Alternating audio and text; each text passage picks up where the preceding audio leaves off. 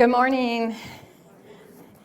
We were going to do this together as a couple, then we thought we'd probably be answering each other's stories, so we thought we would come up one at a time. That way we're not, finishing each other's sentences and stuff. So my name is Caroline, and I am so grateful for this opportunity to share about our trip.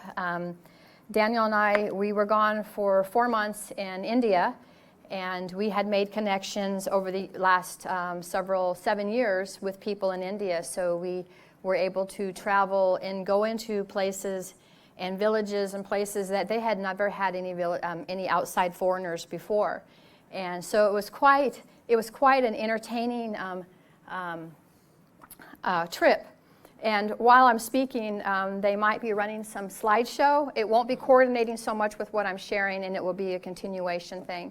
And if that works, so that'll just show a few of the pictures from the thousands that we took. So that was really hard to narrow it down. But one of the things that I noticed in India that usually when we got a chance to speak was as you're driving through the chaos of the city, you would have people like sitting, I can't sit, but they would be sitting on mostly men.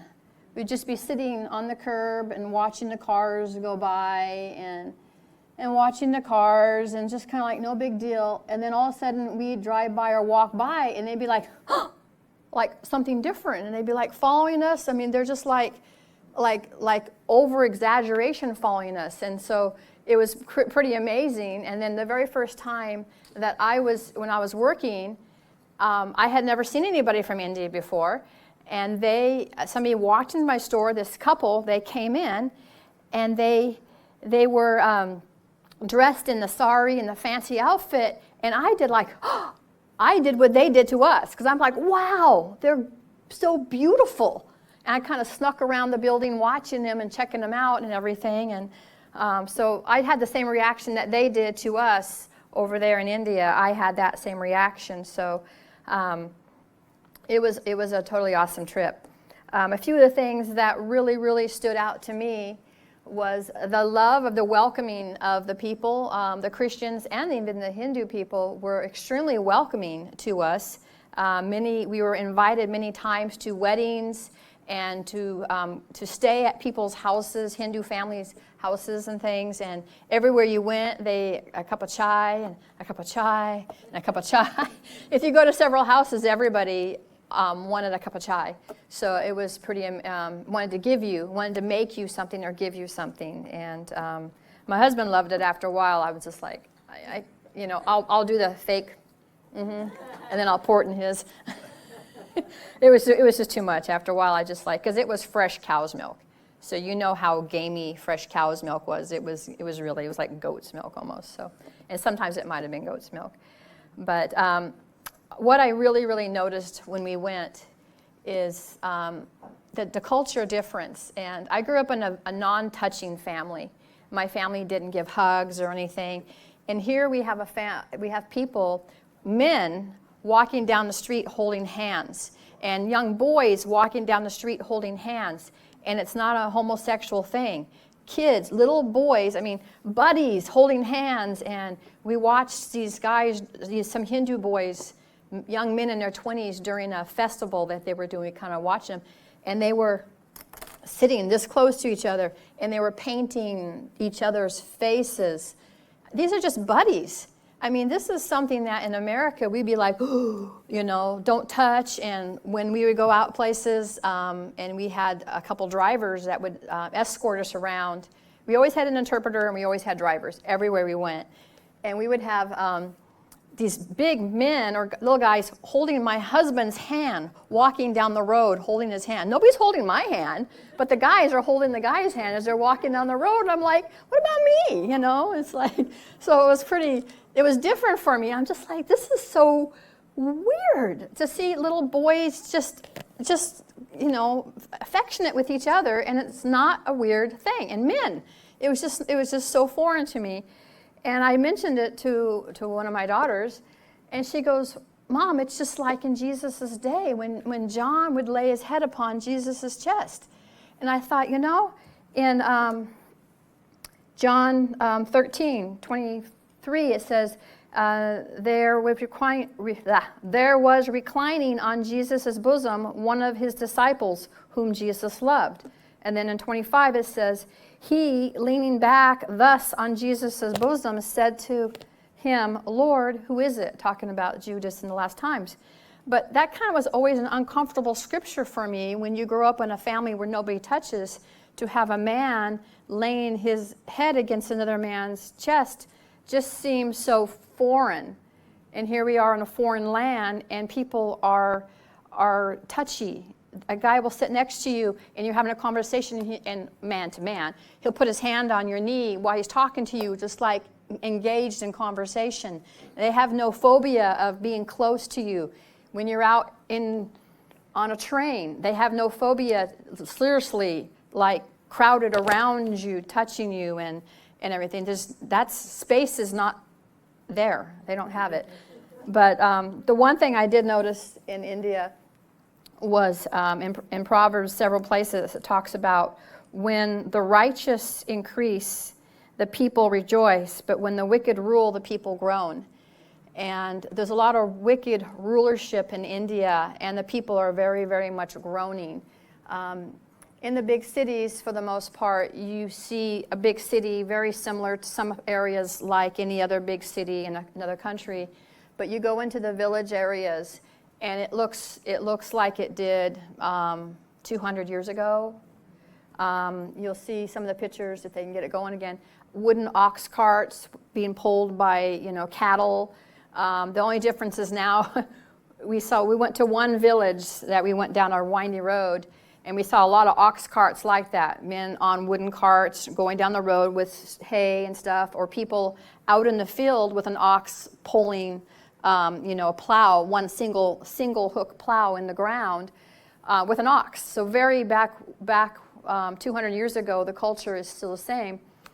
But one time we were watching, and I didn't get a picture, I wish I would, is there was a guy going down on an ox cart, and he was on a cell phone. Now that was amazing to me to see that. That was like the two cultures. They make cell phones very affordable in India. Satellite dishes on shacks that are literally made out of grass huts and metal roof shingles and stuff that basically, like the three bears and the wolf, he's gonna blow your house down. A big wind would basically wipe out a whole village if it came through because of what the material they used to build their houses with. But many of them still had a satellite dish on there because it was cheap. And they were connected with the rest of the world, even though they could go out in the field and be out there for all day and make under $2 American money a day, out picking tea or working. So very, very poverty level. But that's because of the system that they're under and the religious system of you don't help somebody because that's their karma thing. So without going into a lot of different... They had, many times we had outdoor meetings. That's a mango tree, huge mango tree. But one of the biggest things I noticed when I first got there was the air quality. When I was doing some research on India, I found that the air quality is the #1 killer in India over everything else combined. Cancer, heart disease, air quality kills more people. I never get sick. And so even coming here to this ministry, even before, I really never got colds or something there. But when we landed, all of a sudden I'm like, I have this awful cough. And I didn't find out about the air quality issue until we got home. But some of the places that we lived, you just see the smoke. People cook with fire. I mean, in the villages, they still use fire. So when everybody wakes up and they start cooking, it's all smoke, which I used to cook with fire, but not everybody, a million people. And they also burn their trash because there's no trash pickup. So between the smell of the trash, the burning trash, plastic, sometimes rubber, everything is just burned or just left to stink. And then the one place that we stayed in is known for chickens. Huge chickens, farms. So I actually felt like I was sleeping in my chicken coop. If anybody's ever had chickens, that ammonia smell is so strong. That's how it smelled all the time, that you were breathing this air, and my lungs had a hard time with that. And as soon as we stepped off the plane, Literally, as soon as we got it back into American soil, it was completely gone. So it was just that impure air, my body fighting the garbage and coughing up. Anyway, so that was amazing. But that's the government. The government is not giving these people an option. And but anyway, so I want to also not forget here to thank those who sent in support.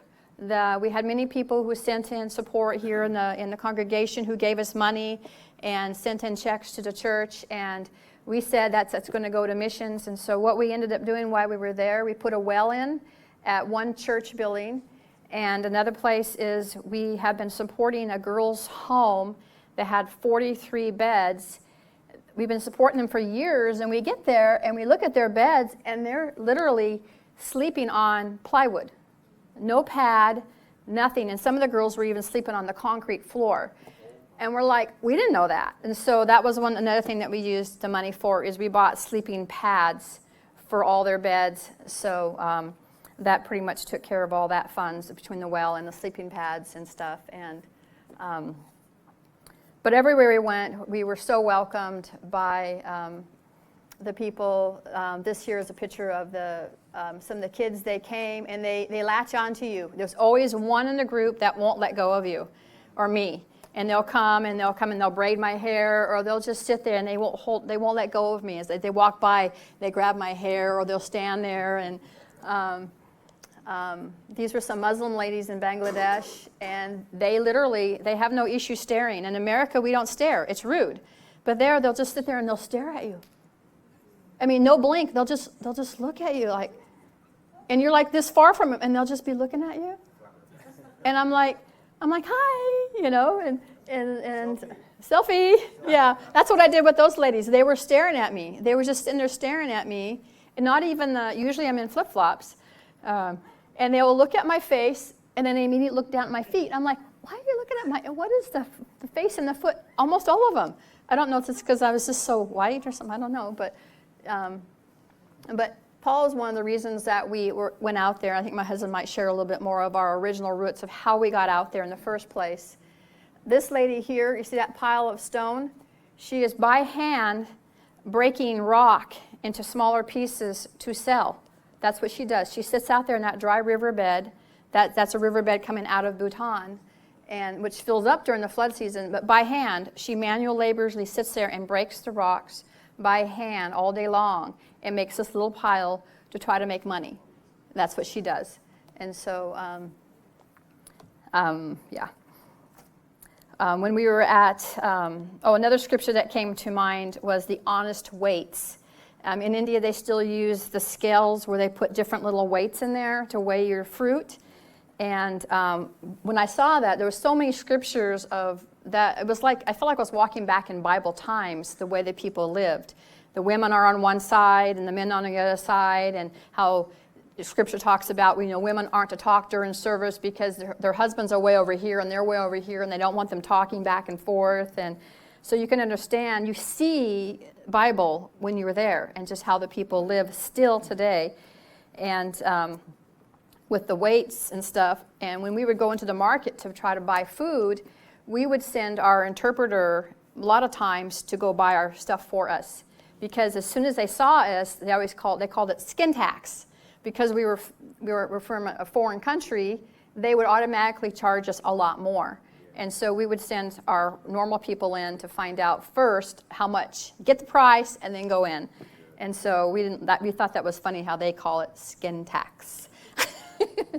But many of the girls at this here, right here, these are the ones that were sleeping on the hard beds, and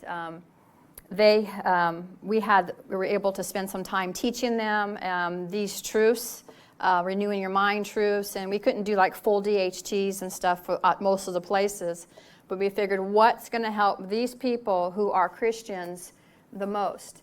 And the ladies with the tattoos, those are widows. And 40 years ago or so, the village ruler that was in the area started coming into the village and taking away people's beautiful young girls. And this is the story I was told, that they were taking away the beautiful young girls, and so the parents started tattooing up their daughters so that they wouldn't take them, mar in their faces. And so there was a village there of, I think, 2 different villages that had a close to 60 widows. All of them are Christians now. And the light in the eyes is just, we wanted to move there and live there because we would have been so well taken care of. They just latched on to us, and it was so awesome. It was quite a task to get there. We had to cross a little bridge across a water area to get to see them, but that was just part of the adventure. And we were able to speak into their lives and encourage them and know that they were loved. This gentleman, he stole my heart the first time we saw him. And if you look at my feet, they're splattered in blood, little specks of blood on them. We went to a village to do a program where we get to speak, and then they'll feed everybody that's in that area. And we showed up, and this young woman comes running and screaming, and her husband has a big stick. They don't have guns there, so he had a big, long branch, and he's chasing her, threatening her to kill her. And she hides behind somebody, but he manages to get around, and he knocks her in the head and splits open her head. We're just standing there like, what's going on? And so she's just bleeding, and I'm comforting her, and it's dripping all over me. And we have to leave. They said, okay, get out of here, because if the cops come, they're going to blame it on you guys, even though we had nothing to do with it, but that's just because we're foreigners. So they put us in the vehicle and took us a few miles away while they cleared up that situation. And a little later in the day, while we were waiting for that situation, I had told my husband about this little old man that just had something in him that we were drawn to when we were there. And I said, I really want to see him again. I really want to see him again. And he shows up where we were sitting waiting. He just shows up. And I'm like, here's our opportunity. So I told our interpreter, you need to tell him. And so Daniel was able to share some of his testimony about his background. And then we were able just to share God's love with him and how much we told him. We want to see you in eternity. We may not see you on this earth, but we want to see you in eternity. And we were able to share with him. And he accepted Christ. And he said, no matter what happens, because for them it's persecution many times. And he said, no matter what happens, he goes, I'm going to be praying for you guys.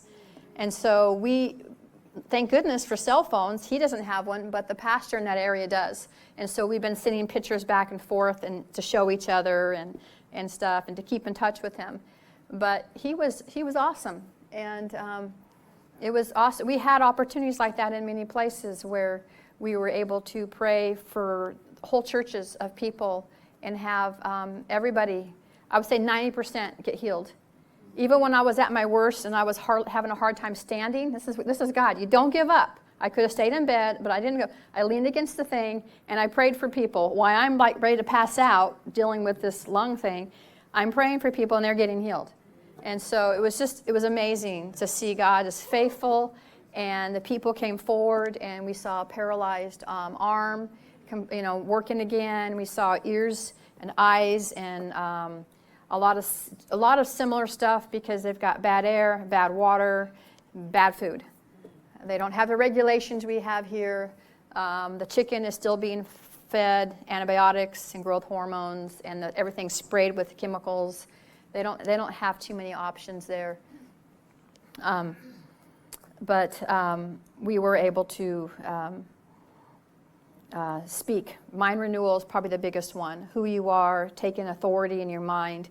Because many of these people who were Hindu, once they became a Christian, a lot of them were still being attacked by demons. At night while they're sleeping, they're just being constantly attacked because they left the Hindu faith. And so we were teaching them that you have authority. You have authority to be able to speak to these things and tell it to leave you alone and to go. And so that you don't have to be bound. I use that analogy that Smith Wigglesworth used about the dog. A woman telling a dog to go on. And she finally says, get home. And it says, that's how you talk to the devil. Get. And they loved that because they could relate. Because seriously, while you're sitting in church, the door is open and you have stray goats coming in and dogs coming in. I mean, they're all in there and they're all telling them to get out, get out. I go, that's how you talk to the devil. You get out of your mind and get out of your life. And like I said, these women were so awesome. And the light in their eyes was amazing. We just loved those guys so much, and so colorful, and a lot of them had welcoming committees coming and drums and the kids singing, welcome, welcome, and throwing flowers on us. And many of these are Hindu kids because the organizations they don't care whether you're a Christian or Muslim or Hindu. They go in, and they set up church buildings, and they set up temporary, schools. They're not really temporary, but to us it'd be a temporary housing. And they bring in teachers out in these villages where there's hardly any teaching. And so they don't care. Like, that's the young girl. Later that day, she was praising God. So she got hit, and later she was sitting there worshiping with one of her 4 children sitting with her. And but yeah, he sang us a song. I have that on video. But their houses are mostly made out of bamboo, and they take cow poo and mix it with mud. And that's how they make their siding. And they have to do that like every 2 months and redo it. So it's very primitive. I loved his feet next to mine. But the people were beautiful, absolutely beautiful. I learned, again, so much by being there. And when we came home, it was kind of culture shock, again, because of the materialism that's here in America. We have so much, and we do so little. Over there, they have so little. Many of the pastors that we have these little villages, they live in places that are smaller than most people's walk-in closets. That's their whole house. And if they do have a bigger place, it's because they have a stall with their goats next to them and the cows tied up over here, all like inside of one house area. So they don't have the room, they don't have the funds, they don't have the money. So when we came home, it was kind of like, okay, this was awesome. I'm eating normal food again. Indian food was a little hard on my system. I don't like spice. But we came back and we just started seeking God and got back onto our DBI studies and thought, okay, Lord, you know what we're going to do, and we're available. We may not be the most qualified people out there, but we're available. Kids are grown, and we're movable. And so we sat down and got busy on studying and decided we were going to go to the Houston conference. Why not? We can go. Nothing holding us back. And we really didn't want to go. We really didn't want to drive. We didn't really want to go anywhere because we traveled over 20 times, 20 airlines in 4 months. We really, not to mention every place was 3, 4, 5 hours drive. And you can't sleep in a car in India because everything is, you're dodging people, you're dodging goats, you're dodging cows, you're dodging bicycles. There's no sleeping in a car in India. So when we got back, we decided we're going to go to Houston. We're going to go down to Houston, and we ran into somebody that we saw at another conference down here, and they said, hey, we really need help in Guatemala. We need to go to our feeding center, and we need somebody to run our mission for us for a year. We're really looking for a couple who can do that. And they said, would you guys be interested in filling out an application for that? And so, the conference is a week long, so we thought, well, we're going to think about it, we're going to pray about it, and we'll make a decision because God says we know all things, and we're thinking, well, we're available. We can finish our studies there. They already teach this. We can teach this here. We can go, and so this is actually our last Sunday. We already packed. We've been packing for days. We're going to go put our stuff in storage and go see family and head up the coast and see family, and then we're going to fly out to Guatemala sometime in August and be gone for a year. But we'll be in contact with everybody who's already Facebook paging and WhatsApping. And one thing nice about Guatemala is Christianity is allowed. So we can post anything on our Facebook page. When we were in India, they said, don't post anything. Don't post nothing. Make it look like you're a tourist, only that you're not preaching. This is a little dangerous, but most people aren't going to watch this video. So, but they said, don't tell anybody anything. But we lost count. I tried to write down every night in my journal how many people we prayed for, and we lost count. Probably at least 300 people got healed. It was awesome just to see so many people that God touched. People got healed in front of their families. A whole family got saved that were the father. I'll share this one because I saw this in a dream. before we went. We went to a family. Only the father in the home was a Christian. And because he was the father of the home, he invited Christians to come in and share and have a Bible study every week. And he made his family, who were all Hindu, come to the Bible study because it's his home. And so there was a son and a married daughter that were living there that were having problems. And so we spoke, and then afterwards we ministered to her, got her to ask Jesus for help and accept the crisis. And then we're going to work on her husband, and we're working with him and talking to him, and I'm seriously over half an hour. And men are funny about women, and I'm kind of like, he's like right here, and I'm like right in his face, because they have no space. I'm thinking, well, they have no space, I'll have no space. My husband's right behind him, so in case he tries to hit me, he's right there. And I have my foot ready in case I need to jump. You know, I got good reflexes. And I'm ministering to him, I'm talking to him, and he's just, I mean, he's got this anger face, and just like, you know, it started welling up, and I'm like, you have anger issues, you have this thing. And so I started attacking this anger issue, and finally asking him, do you want peace? Do you want peace in your life? Because you are manifesting this anger and this hatred and all this stuff. And seriously, it was at least a half an hour just standing up. And his whole family, his brothers, his mom, his auntie, everybody is sitting around us watching me confront this oldest brother of the family. And finally, he finally said, yes, I want peace. And so then I started ministering, and he wanted Jesus. And so it was like you could see the anger just leave, and he just had this peace come over him. And we were able to pray with him. He accepted Christ. And, I mean, he was a different person. I mean, obviously, there are people to disciple him. We have all that in place there. And so he sat down, and I sit down, and the interpreter, he starts to go into finishing the meeting. I go, wait. We need to see if anybody else in the family wants to accept Christ. And so I said, ask them, because we can't speak their language. Ask, is anybody else here? His whole family accepted Christ that day. Every single one there raised their arms and stood up and accepted Christ because they saw this older brother's transformation just as he stood there. They saw the transformation in his face go from this anger to peace. And so that was so awesome to me to have that happen to that family. And but yeah, so the hardest thing for us is the fact that we're going to be gone for a year. Everybody, when are you coming back? When are you coming back? When are you coming back? When are you coming back? When are you coming back?